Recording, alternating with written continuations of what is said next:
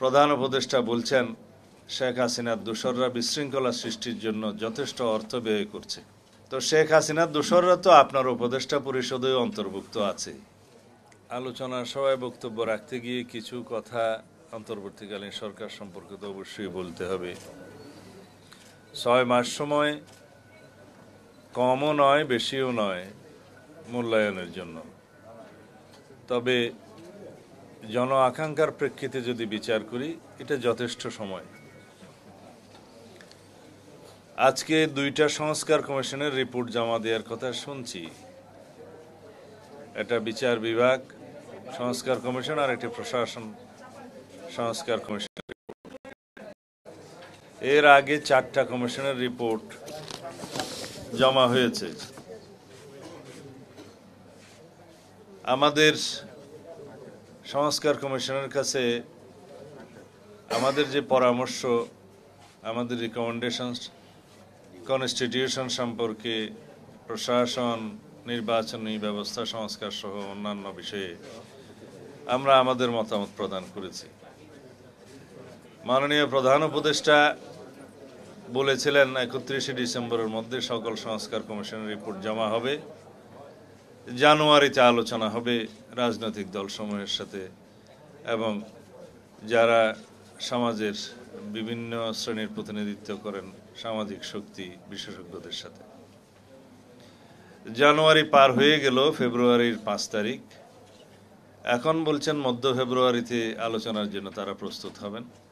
তারপরে কতদিন আলোচনা করবেন জানি না। এই অবস্থায় একটি মহল নির্বাচন করার জন্য রাজনৈতিক দল গঠন করবেন আলোচনা এসছে। কেউ কেউ বলছেন তাদেরকে সময় দিতে হবে, তারা নির্বাচনে আসবে, তারা নির্বাচন করবে ইত্যাদি। সরকার কেমন চলছে? আমার সামনে একটি পত্রিকা আছে কালকের, আমি দেখছি প্রধান উপদেষ্টা বলছেন শেখ হাসিনার দোসররা বিশৃঙ্খলা সৃষ্টির জন্য যথেষ্ট অর্থ ব্যয় করছে। তো শেখ হাসিনার দোসররা তো আপনার উপদেষ্টা পরিষদেও অন্তর্ভুক্ত আছে। আমরা পরামর্শ দিয়েছিলাম, আপনি তাদেরকে বাদ দেন নাই। শেখ হাসিনার দোসররা প্রশাসনে আছে, সর্বোচ্চ পর্যায়ে আছে। আমরা বলেছিলাম ফেসিবাদের দোসরদেরকে বহাল রেখে আপনি বেশি দূর এগোতে পারবেন না। আপনি কিছু কিছু শুনেছেন, কিন্তু মনে হয়েছে এত শ্লথ গতি যে আপনি কি সংস্কার করবেন আমাদের বোধগম্য নয়।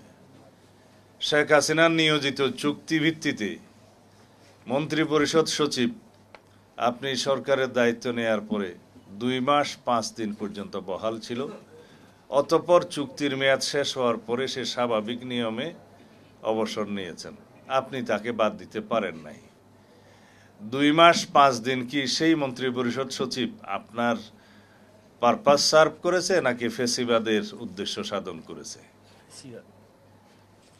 এভাবে প্রশাসন সর্বত্র এখনো পর্যন্ত যারা প্রশাসনের দণ্ডমুণ্ড হয়ে বসে আছেন, আমি জানি সচিবালয় সহ সর্বত্র মাঠ পর্যায়ে সেই প্রশাসনের সমস্ত জায়গায়, গুরুত্বপূর্ণ জায়গায় ফেসিবাদের দোসররা বসে আছে। আপনি কিভাবে সফল হবেন জানি না।